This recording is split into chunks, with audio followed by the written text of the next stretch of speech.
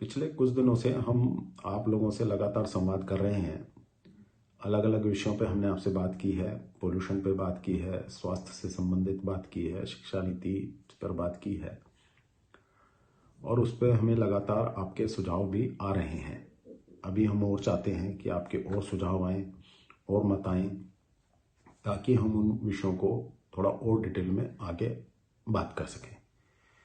इसी कड़ी में आज मैं आपसे बात करूंगा भोजन पदार्थ को लेकर के, कि हमारे देश में जो आज की डेट में भोजन व्यवस्था है, भोजन बन रहा है, जो सरकार की नीतियां हैं उनकी क्वालिटी टेस्ट करने के लिए उनके जो मापदंड हैं वो कितने उचित हैं और कितने नहीं हैं, और उसका हमारे स्वास्थ्य पर क्या प्रभाव पड़ रहा है।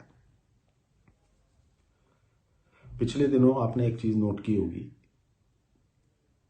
उससे पहले मैं आपको एक बात कहता हूँ। जब हमारे घर में कोई बच्चा पैदा होता है तो उसकी घुट्टी किस चीज़ की दी जाती है?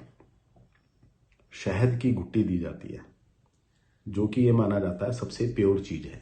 इसलिए वो पहला अंश जो है शहद का दिया जाता है। क्या आपको पता है पिछले दिनों शहद के बनाने के मापदंडों में चेंज किया गया है? उसके अंदर चावल का, कॉर्न का सिरप मिक्स करने का प्रावधान किया गया है। ऐसा सुनने में आता है, ऐसा समझ में आता है। इसका क्या मतलब है? इसका मतलब है जो अभी तक शुद्ध शहद था, ऐसा हमें प्रतीत होता है, वो अब उसमें मिलावट शुरू हो जाएगी। जिस उद्देश्य से शहद को लिया जाता है स्वास्थ्य पे, वो उद्देश्य में कहीं ना कहीं उसकी कटौती होगी। ये कहना कि नहीं जी इससे कोई फर्क नहीं पड़ता, अगर नहीं पड़ता तो फिर आप सीधा जो और प्रोडक्ट मिक्स करवा रहे हैं उन्हीं को अलाउ कर दीजिए एज इट इज। इसको शहद में क्यों मिक्स करवा रहे हैं? शहद में मिक्स कराने से क्या होगा? आपने ध्यान दिया पिछले दिनों शहद आपका कितना पतला आने लगा है? शहद कभी इतना पतला तो नहीं होता था। इसके ऊपर हमें ध्यान देना पड़ेगा कि हम क्या चीज़ अपने बच्चों को देंगे। जब वो पैदा होंगे उनको घुट्टी के रूप में अगर वो शहद देंगे तो उसका क्या इम्पैक्ट आएगा, ये आप सोचिए और अपनी आवाज़ को उठाइए। इसके बाद मैं एक बात और कहना चाहता हूँ। बड़ी छोटी सी बात है लेकिन बहुत इंपॉर्टेंट बात है। हमारे बच्चे हॉस्टल्स में रहते हैं, वहाँ पढ़ते हैं, खाते हैं, पीते हैं, अपना जीवन बनाते हैं। वो उम्र की उस अवस्था में होते हैं जहाँ उनका शरीर बन रहा होता है, डेवलप हो रहा होता है, तेजी से बन रहा होता है, और वो पढ़ाई कर रहे होते हैं। तो इस समय अगर उनका खान पान बहुत अच्छी क्वालिटी का नहीं होगा तो उसका काम कैसे चलेगा? बच्चे हॉस्टल में रहते हैं, उनको खाना दिया जाता है, वो खाना पूर्ण रूप से पोषक नहीं होता है। उसको बनाने के लिए जो तेल इस्तेमाल किया जाता है, कहने को रिफाइंड तेल होता है, लेकिन वो रिफाइंड तेल भी कॉटन सीड ऑयल होता है, कपासिया तेल जिसे कहते हैं।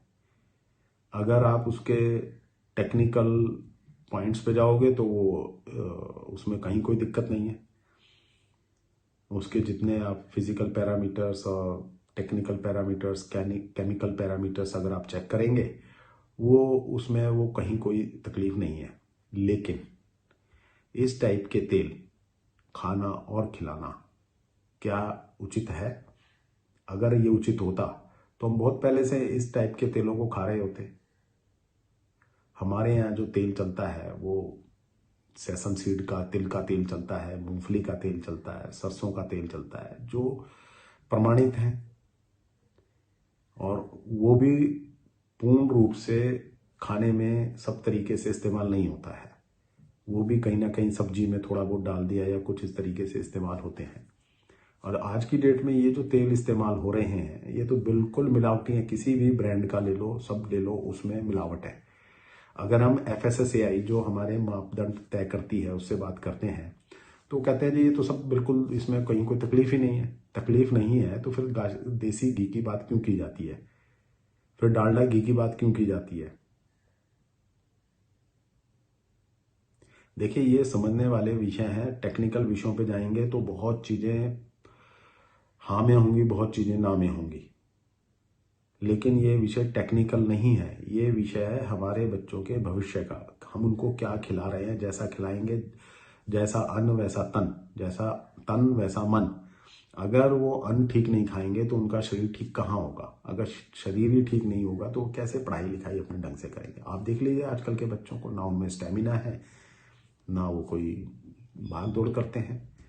स्पोर्ट्स खेल कूद उनके वैसे खत्म हो गए, सारा दिन वो मोबाइल में लगे रहते हैं, सारा दिन कंप्यूटर पर लगे रहते हैं।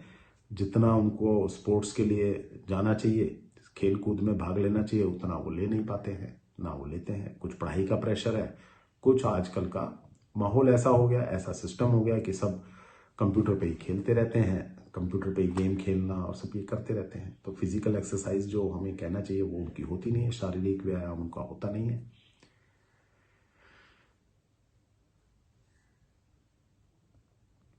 तो कैसे बात बनेगी, ये हमें देखना है। सब्जियां, फल, फ्रूट, कितना मीडिया में आता है कि इंजेक्शन लगा करके दिए जाते हैं, ये सब कुछ होता है, कलर मिक्सिंग होती है, तो ये कैसे ठीक होगा? मैं आज इस विषय को बिल्कुल सूक्ष्म रूप से आपके सामने रख रहा हूं। आप सब जानते हैं इन विषयों को, इन पे थोड़ा जागरूक होइए।